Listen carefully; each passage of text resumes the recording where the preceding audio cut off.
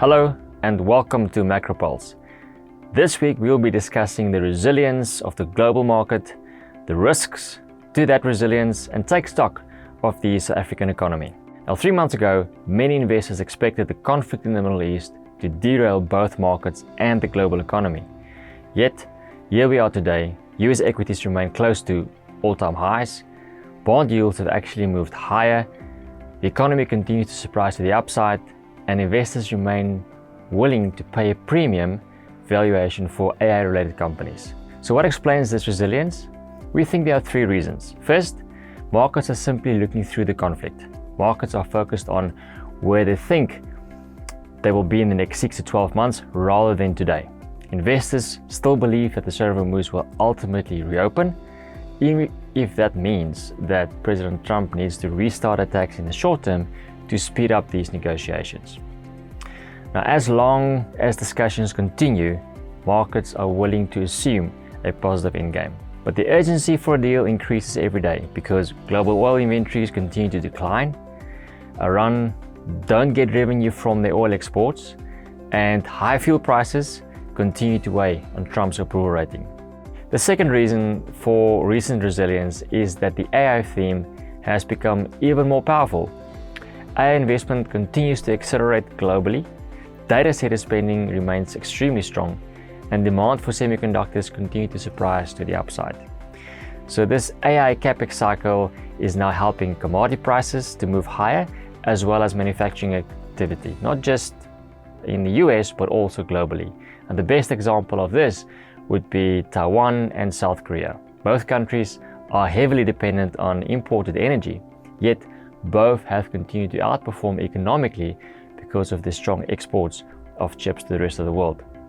So Taiwan's economy grew at an extraordinary pace of about 15% quarter over quarter analyzed in the first quarter, and growth forecast for Taiwan has now been upped from 7% to 9% for 2026. The positive impact from AI has therefore more than offset the negative impact from higher energy prices. And finally, the US economy is simply stronger than expected. Tax cuts have helped to support consumers who are already benefiting from higher house prices and equity prices. And the US economy is also a fairly closed economy, which means it's less dependent and prone to global trade disruptions than many other nations. And as the world's largest oil producer, US is more immune against higher energy prices than other nations. Lastly, AI-related investments has become a key driver of growth, and it more than offsets weakness in other non-residential private investments. The resilience is also showing up in the data. Economic surprises remains positive, corporate earnings remains resilient, and the recent employment numbers suggest that the economy is actually holding firm in the US. But bringing it back to today, there are several signals that still calls for caution. The reality is that ships are still not moving freely through the Strait of Hormuz, and tanker volumes remains far below its normal levels. So global oil inventories continue to fall at a rapid rate, and if it continues at this pace, it may lead to high oil prices and even force some demand destruction over the next couple of months. The AI hype will also be tested over the coming months, as we see 3 high-profile tech IPOs will come to the light. So SpaceX will IPO first with a valuation close to 1.8 trillion, aiming to raise about 75 billion from the market. This will be the largest IPO in history. Anthropic and OpenAI will list in the coming months. And most of these companies have barely had positive revenue streams. The question remains, however, have these expectations become too optimistic? And are some of these capital that is being spent on AI being misallocated and potentially driving out other forms of investment?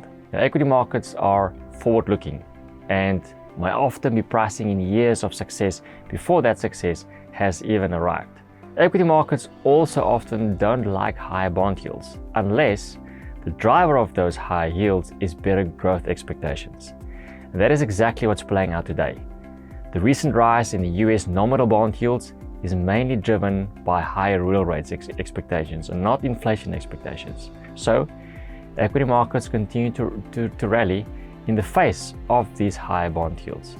But any signs that the Fed may have to hike rates in the future could potentially start to weigh on equity returns. Recent inflation prints suggest that core inflation is still on the rise and that higher fuel prices is still making its way through the economy. So in the week coming, Kevin Warsh will chair his first FOMC meeting. The markets will closely monitor his remarks during the press conference for clues about his view on inflation, the appropriate policy stance, as well as other topics in relation to the size of the Fed's balance sheet and the Fed's communication.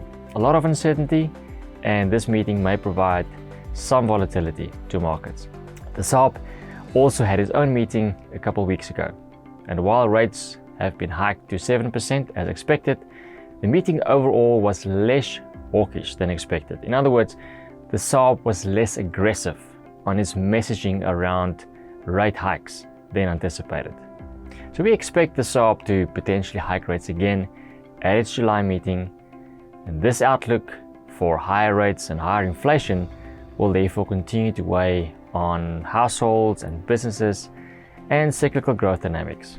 Good news is that South Africa has entered this conflict from a relatively strong position. Recent growth numbers show that growth was trending at around just below 2%. And we believe there may be scope for interest rates to be cut next year significantly once the conflict has subsided. And structurally, the country is holding up well. Fitch, the rating agency, recently upgraded South Africa's sovereign debt status on the back of reform progress and fiscal discipline. And market indicators confirm that the country's risk premium will continue to fall. If you look at the country's 5-year CDS spread relative to emerging markets, we see that SA is now trading below that of emerging markets. In summary, while markets and the global economy is holding up better than expected, there remain signs for caution. Oil is not flowing freely. Our investment may move towards bubble territory, and monetary policy uncertainty remains high. South Africa has been lagging this resilience, but could catch up once a solution is found in the Middle East and scope for less rate hikes and potentially rate cuts start to emerge. In the coming weeks, we will be watching, therefore, global oil inventory levels, the SpaceX IPO, Kevin Warsh's first Fed meeting, and of course, the 2026 FIFA World Cup. That's all for this week. Thank you for watching.